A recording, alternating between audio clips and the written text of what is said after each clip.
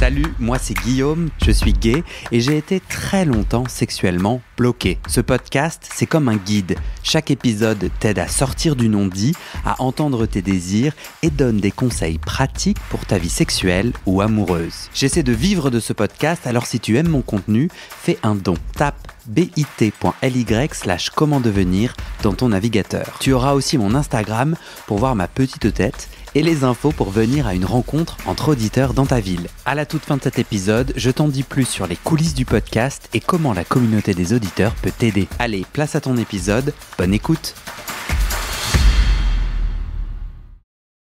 Ok, es-tu prêt?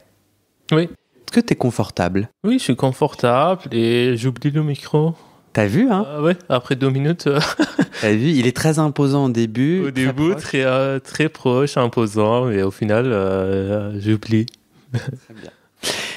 Ali, partie 2 de ton témoignage. Dans la partie 1, on a raconté, je pense, les infos clés qu'il faut savoir pour les gens qui n'ont pas écouté, c'est que t'es iranien. En tout cas, t'as grandi en Iran. T'es pas français maintenant? Je suis français aussi. Ah, donc tu es franco-iranien. En tout cas, tu as été naturalisé, c'est ça que je comprends. Ouais. Et tu es né, tu as grandi en Iran, à Téhéran, pendant 27 ans. Et donc, t'es en train de raconter ce chemin de se découvrir gay et de se vivre gay dans un des pays les plus homophobes au monde, avec exécution, répression et mise en prison des personnes LGBT+. Et on avait terminé l'épisode précédent autour de ta première fois, donc ça faisait 1 an.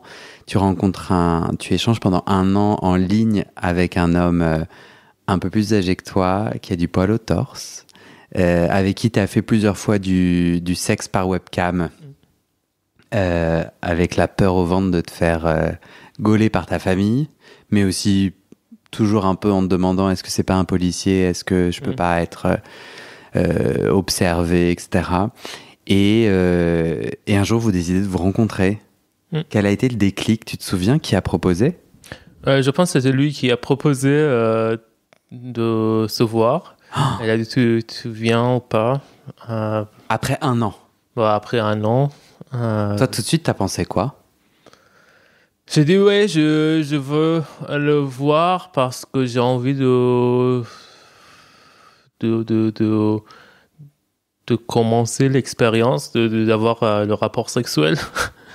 Il y a un moment donné, t'as envie d'y aller, quoi. Tu te sentais en sécurité avec lui? Oui, je me sentais en sécurité. Mais Attiré? Non, pas forcément. Non, il était un mec très gentil, très sympa. Mais physiquement, non, je suis pas super attiré par lui, mais c'était un seul choix, une seule option quoi, pour moi à cette époque-là. Il n'y avait pas d'autres personnes avec qui tu as pu échanger? Ouais, mais en fait, oui, il y avait des gens que j'ai échangé, mais j'avais jamais ce sentiment que oui, c'est safe, maintenant je peux aller. Bien sûr. J'avais besoin de ce safety, ce feeling de safety. Ouais, maintenant, je suis safe, je peux y aller. Ouais, bien sûr. Et ça prend du temps. Pour moi, ça prend du temps. De te sentir safe. De sentir safe, ouais. Et même, je me souviens, son bureau, c'était au 5e étage ou 4e étage d'un immeuble. Et j'ai pas pris l'ascenseur pour y aller. J'ai pris l'escalier. Pourquoi? Pour m'assurer qu'en fait, c'est safe. Il n'y a pas de... Tu vois, il y a... Qu'est-ce qui pouvait se passer dans l'ascenseur? Pas ascenseur, c'est qu'en fait, de découvrir le bâtiment, de découvrir est-ce qu'il y a des choses un peu bizarres dans le bâtiment. Okay. Est-ce qu'il y a un guet-apens dans le bâtiment ou pas? Par exemple, est-ce qu'il y a quelqu'un qui s'est caché derrière le mur? Peut-être.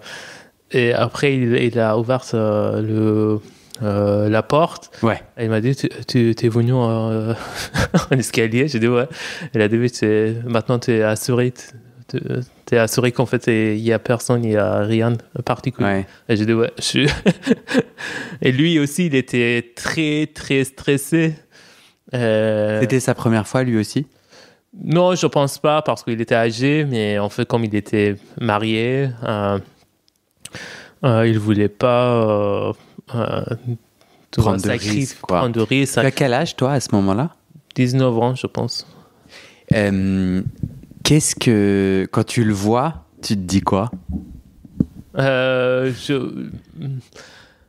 je suis stressé, j'arrive pas à trop parler. Je sais pas qu'est-ce que j'ai dit, mais en fait, on a pris le temps pour un peu parler aussi dans son bureau. Mais dans le bureau, il y a des gens. Non, en dans fait, l'immeuble entier, c'est vide. Non, c'était pas vide, mais en fait, j'ai croisé personne. Mais dans son bureau, il y avait, parce qu'il avait 2 ou 3 collaborateurs, ils n'étaient pas là. Mais ils peuvent revenir à tout moment. Non, il était 100% sûr qu'en fait, il y a personne. Et c'était donc un bureau où on ne pouvait pas taper à la porte. Par un autre collègue, une collègue ne pouvait pas taper à la porte. En fait, Ça me stresse, là. Oui, c'était stressant. Ouais, ok. Pour lui, pour moi, Ouais. pour plein de raisons, c'était stressant. Et bon, après, on a décidé d'aller plus loin. Donc, il t'offre un verre. Ah oui, il a dit, ouais, t'as envie d'un verre d'eau? J'ai dit, ouais, pourquoi pas. L'alcool est illégal à ce moment-là? Alcool, c'est illégal en Iran. Ok, donc il t'offre un verre d'eau. Oui, un verre d'eau. Ça existe, l'alcool, bien sûr, encore caché. Parce qu'en Iran, on a 2 vies. Les gens, ils ont 2 vies. Vie un peu légale, que le gouvernement accepte, et une vie cachée que le gouvernement n'accepte pas. Mais tu peux boire de l'alcool, mais en fait, dans ta vie cachée. Compris, ouais. Est-ce que toi, tu te souviens d'avoir envie justement d'utiliser un peu une substance pour te détendre, enfin, des cachets, Non, j'ai jamais pris des choses, des cachets. Des relaxants, je sais pas quoi. Rien. Non, j'ai jamais pris des choses comme ça, non. Bon, tu bois ton verre d'eau. Ouais. Et il s'approche de toi? Oui. Non, il a proposé d'aller dans d'autres salles. Oui, il y avait pas de lit, bien sûr. Il y avait une table, grande table, et il m'a proposé d'aller sur la table. Mais on a fait le sexe sur la table. Donc, vous allez dans cette autre pièce et on s'embrasse pas? Si, on a commencé de s'embrasser. Et tu t'es allongé sur la grande table? Oui, on s'est allongé sur la grande table. Tous les deux, vous êtes allongés sur la grande table? Oui. Ok. Parce qu'il n'y avait pas de lit, il faut... Ouais. Mais je sais pas, j'imagine que c'est inconfortable d'être... Non, c'était pas confortable. Ouais, bien sûr, c'était pas confortable. Mais c'était pour faire un corps à corps? Oui. D'accord, ok, oui. Parce que sinon, pour la sodomie, on n'a pas besoin d'être allongé l'un sur l'autre. Non, mais en fait, pour être un peu à l'aise, quoi. Ouais, un corps à corps. Donc c'était assez sentimental, assez charnel. Sensuel, pardon. Ouais.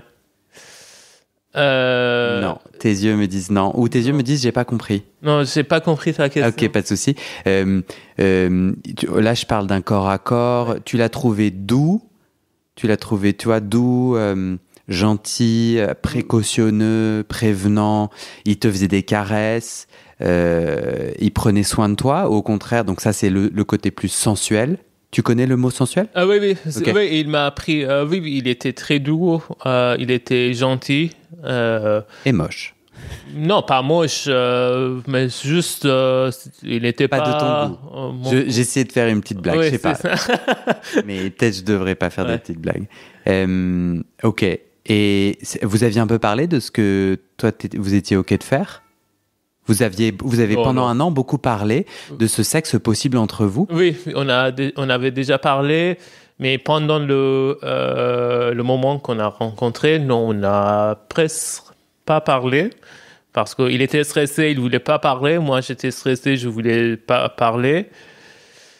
Et on a terminé, et on a dit au revoir. Terminé, ça veut dire éjaculer? Éjaculer. Les deux personnes ont éjaculé?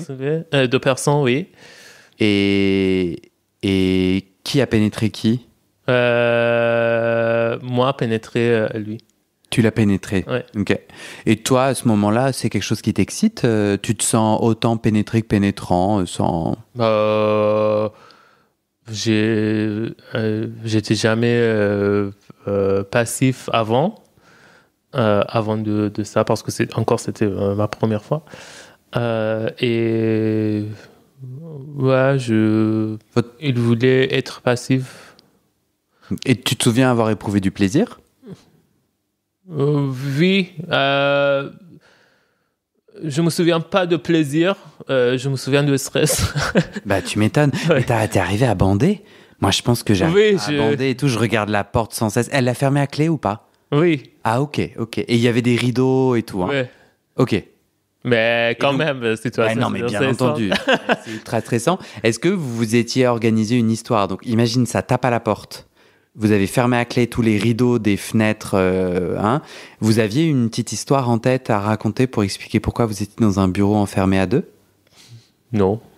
Oh là là là là. Non, rien. Bon. Donc toi, tu te souviens d'un moment assez tendre, mais pas de mots, et on part. Et toi, tu as eu quand même un peu de plaisir, c'est ça que tu dis? Oui, un peu de plaisir, mais c'est le stress qui a marqué dans ma tête. Quoi. Oui, pardon, c'est ce que tu disais. Ouais. Vous vous êtes revus?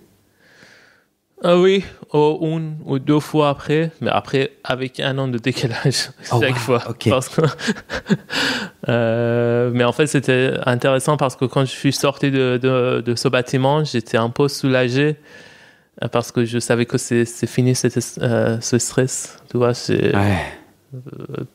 comme après l'examen, après quelque chose de stressant, t'es très soulagé. Tu vois, c'est... On va parler après du Ali de toi et des 10 ans en France et après de tout ce que tu as fait pour reconquérir. Mais moi, j'ai l'intuition, et je crois que j'ai envie d'en parler 2 secondes un peu là. Tu vois, tout notre vocabulaire, là, toi et moi, autour du sexe, de l'intime, c'est la peur, c'est le stress, c'est l'anxiété, c'est le risque.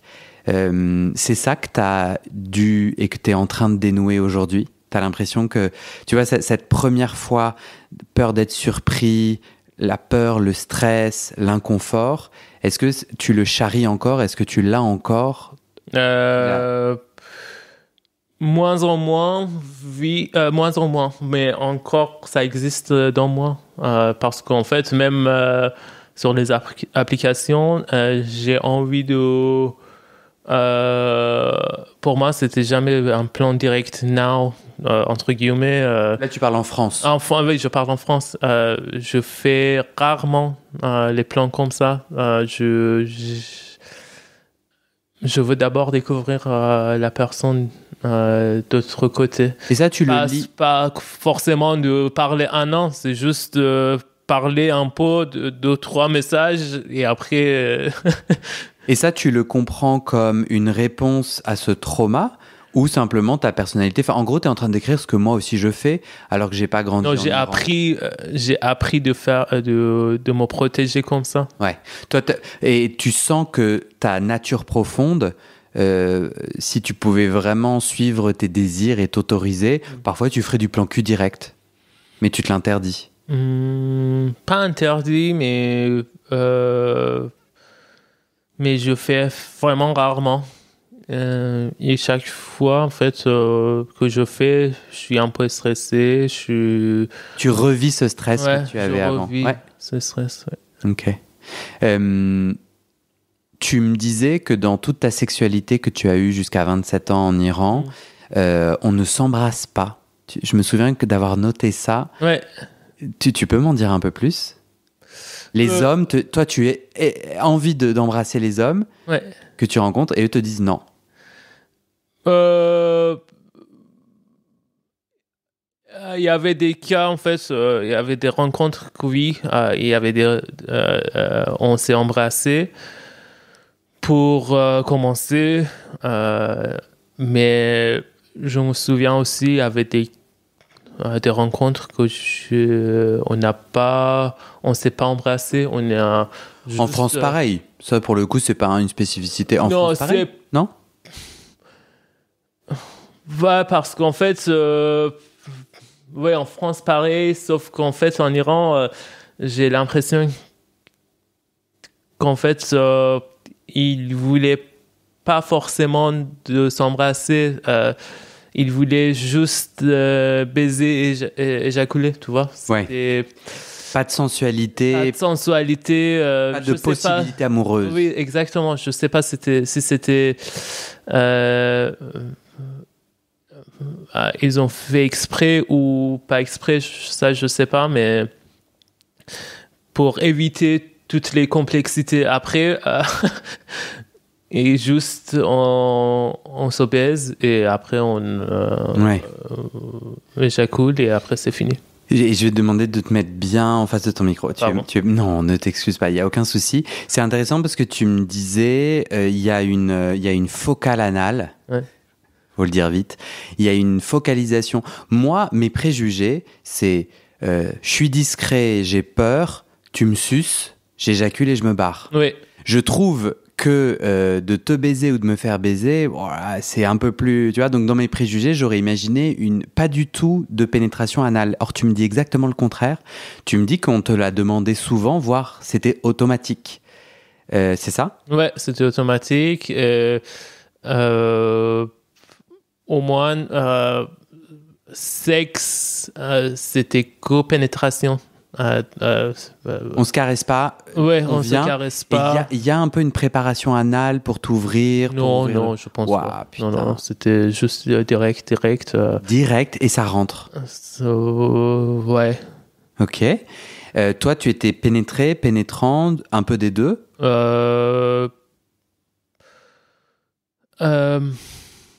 Dans la majorité de cas, c'était pénétrant. Okay. Mais tu sais pourquoi ? Non, parce qu'en fait, le mec en face de moi a demandé d'être passif. Ok, oui. Et toi, t'as accepté ? Ouais, accepté, c'est fini, quoi. Il n'y a pas de discussion. Et, comme on voulait être très rapide et très sans prendre la tête, sans discussion. Okay. Oui, tu proposes ça, je dis ouais, ok, c'est fini. Ok. Et donc, est-ce que tu as l'impression... Enfin, je viens avec un préjugé, j'ai aucune idée, mais j'ai pensé cette nuit que est-ce qu'il y a une culture du hammam en Iran ou oui. de la nudité socialement acceptée à un autre endroit qu'un hammam ? Et est-ce que c'est un endroit d'homo-érotisme ou de rencontre entre hommes ? Donc, dans mes préjugés, on pourrait se dire, voilà, il y a une culture du hammam, c'est-à-dire n'importe quel homme peut dire « je vais au hammam » sans qu'il y ait aucun sous-entendu et que ça soit culturellement accepté, et qu'à cet endroit, uniquement entre hommes, il se passe des choses. Est-ce le cas ou pas ? Hammam, ça existe en Iran. J'ai jamais fait. Parce que le concept de hammam, c'est pas un concept en Iran, au moins, c'est pas un concept luxe. Ça veut dire que les gens très pauvres, ils vont à hammam. C'est les bains publics. Ouais, c'est bains publics, ouais. Et donc pas du tout un lieu érotisé non. où tu pourrais... Ce qu'on voit dans les guides touristiques, par exemple, tu vas, je sais pas, à Istanbul, il y a hammam, grand hammam, tu fais ça. Non, c'est pas... En Iran, hammam, c'est pas comme ça. Et en plus, en Iran, tout est séparé. Ça veut dire qu'en fait, l'école est séparée entre hommes et femmes. Les salles de sport sont séparées. Et les piscines aussi sont séparées. Mais ça, c'est parfait pour nous. Pour les plages aussi. Ça veut dire qu'en fait, tu peux aller à la piscine et il y a 100% des hommes. C'est ça. Ouais. Et est-ce que dans un de ces endroits, la réponse est non. Dans un de ces endroits où tu as le droit d'être entre hommes, il y a de l'homo-érotisme que tu pouvais aller chercher. La réponse est non. Au moins pour moi, c'était non parce que j'étais un peu timide aussi. Je voulais pas en fait... pour moi, en plus, ouais, je voulais pas faire d'autres choses que les autres. Peut-être il y avait cet érotisme. Vous voyez, tu vois encore un homme tout à poil, pas 100%, mais à poil. Devant toi, c'est très sexy, mais juste très sexy, quoi. Pas plus. Ouais, c'est ça, il n'y a pas de... Ok. Est-ce qu'il y a quelque chose d'important sur ce chemin de sexualité en Iran que tu as envie de dire, ou est-ce qu'on passe... Quelque chose d'important. On passerait à la suite de ton arrivée. C'est juste ce que je retiens de cette expérience de vivre en Iran, c'est qu'en fait, j'ai essayé de toujours de me cacher, tu vois, de cacher quelque chose de moi. Et pour vivre, pour survivre, en fait. Et pour me cacher, comme j'ai dit, j'ai essayé de tuer une partie de moi aussi pour devenir un Ali qui est acceptable et ouais, un Ali qui est différent aussi. Tu saurais me raconter un peu cette part de toi que tu as dû enfouir? Parce que moi, j'ai l'intuition qu'elle n'est pas tuée. Je pense qu'elle est... Non, pas tuée, mais elle est peut-être encore là. Tu peux la réanimer. Oui. C'est qui ce Ali que tu as dû faire taire? Un Ali qui est moins viril dans ses gestes, dans ses paroles. Ouais.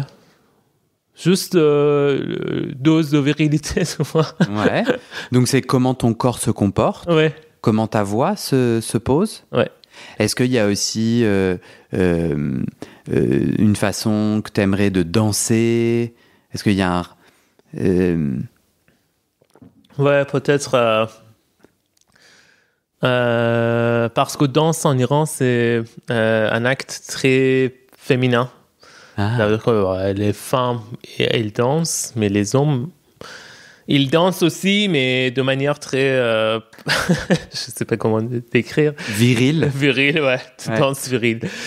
Et ouais, j'avais toujours envie de danser, mais en fait, si tu danses en Iran, ils te disent « Ah oui, t'es très féminin. » Ouais.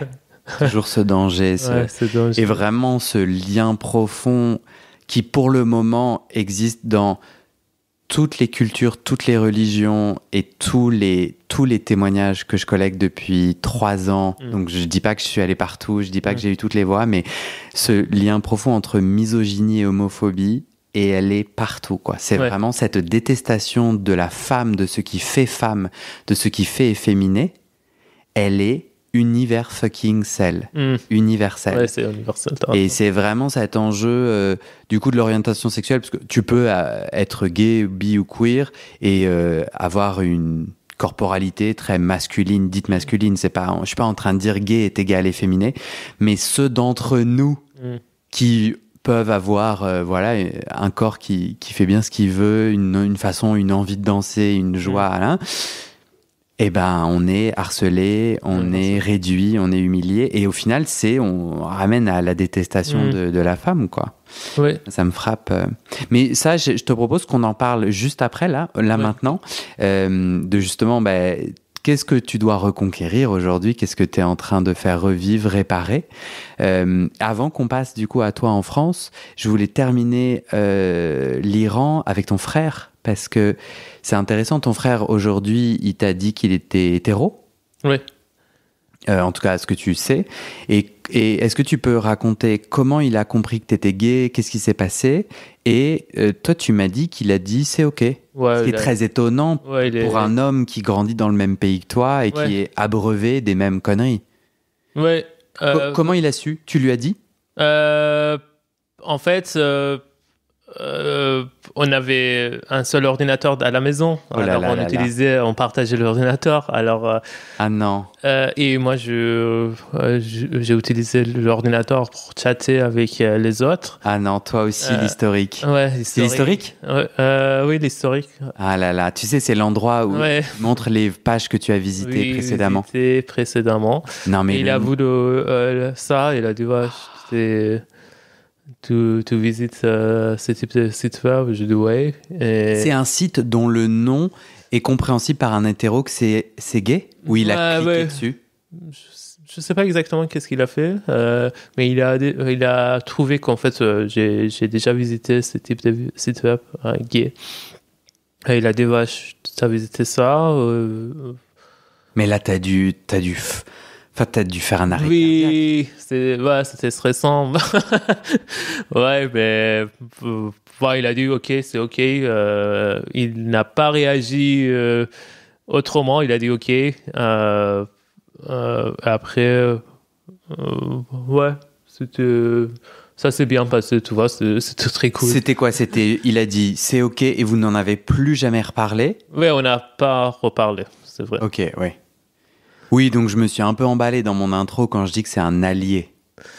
Allié, non, pas allié dans ce sens, mais dans le sens que oui, il était la première personne dans ma vie qu'il a trouvé ça, sauf les rencontres que tu as faites. J'ai fait. Et en tout cas, ça s'est pas mal passé. Ça s'est pas mal passé.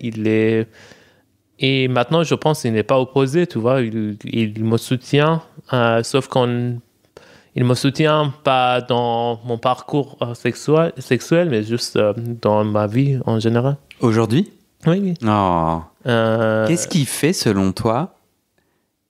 Il est abreuvé par les mêmes conneries.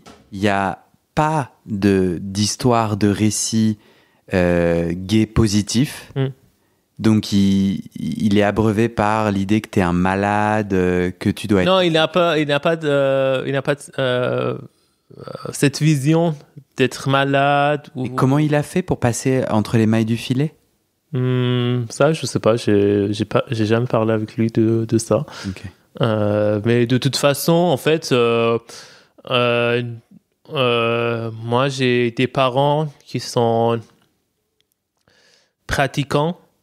Mais quelle religion? Islam. Ils sont musulmans. Mais en fait, ils sont pratiquants, mais pas autant. Et ils ont jamais imposé la religion sur moi ou sur mon frère. Même mon frère, il est athée, tu vois. Ok. Et toi, ce que tu sous-entends, c'est que le véhicule de l'homophobie, pour toi, c'est vraiment l'application de l'islam et de la religion, c'est ça? Ouais. Et que du coup, toi, tes parents sont peut-être moins homophobes parce qu'ils sont moins connectés à la religion? Oui, ils sont moins connectés à la religion. Et ils étaient jamais imposants dans ce sens que oui, il faut pratiquer l'islam, il faut faire ça, il faut faire ça. Non, non, jamais. Ok.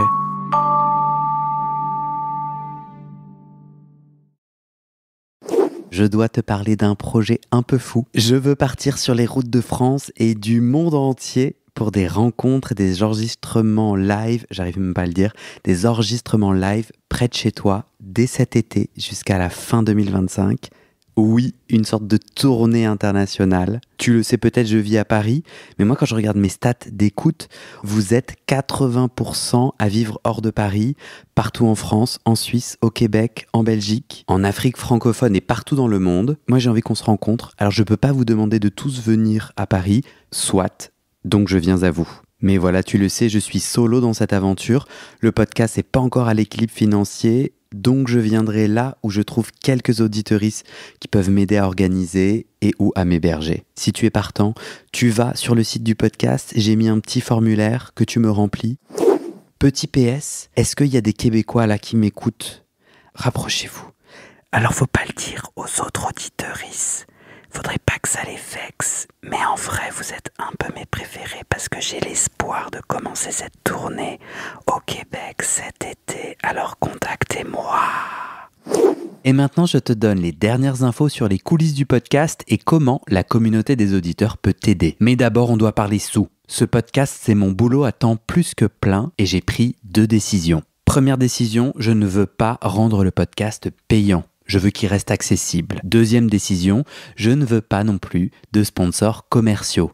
Vous vendre du lubrifiant ou des godes que j'utilise pas, non merci. Je limite mes sponsors à des assos ou aux services publics dont je porte déjà les messages de santé, mais bon, ça réduit beaucoup mes possibilités financières. Donc je dépends de vous, mes petits auditorices. Depuis 1 an, je cherche 400 auditeurs, auditrices qui peuvent me donner 5 € par mois pour que ça me fasse un gros SMIC, une sécurité financière minimum. Le pari est risqué, demander des sous pour un podcast gratuit dans une culture francophone qui n'a, il faut le dire, pas l'habitude de soutenir ses créateuristes de contenu, c'est pas facile. On est 180 sur les 400. Je galère à faire décoller tout ça, alors si tu aimes mon contenu et que peut-être même ça t'aide, rejoins les 400 maintenant. Direction le site du podcast, tu vas pouvoir donner via ma plateforme de dons ou en direct avec mon RIB par mois ou en une fois pour un soutien annuel. D'ailleurs sur 1 an, ça fait 60 €, en gros le prix d'une séance de psy d'1 heure. Tu n'as pas de sous, t'inquiète, je comprends,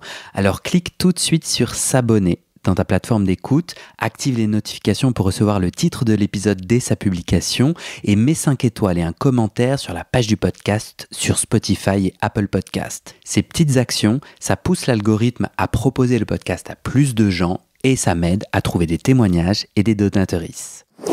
Sur le site du podcast, tu trouveras notre annuaire collaboratif des soignants-soignantes gays ou queer-friendly. On se partage entre nous nos contacts des soignants avec lesquels on se sent safe, médecins généralistes, proctologues, psy, sexothérapeutes, etc. partout dans le monde. Tu trouveras aussi mes réseaux sociaux et ma communauté WhatsApp.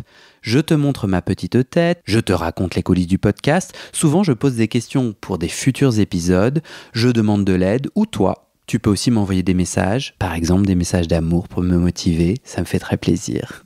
Tu trouveras aussi sur ce site la communauté Discord du podcast. C'est là où les auditeurs peuvent parler entre eux, peuvent parler des épisodes, de culture et aussi de sexe et de leurs sujets intimes. Pour découvrir tout ça, tu tapes dans ton navigateur bit, c'est bit sans e.ly/comment devenir. Merci à toi et à très bientôt dans tes oreilles.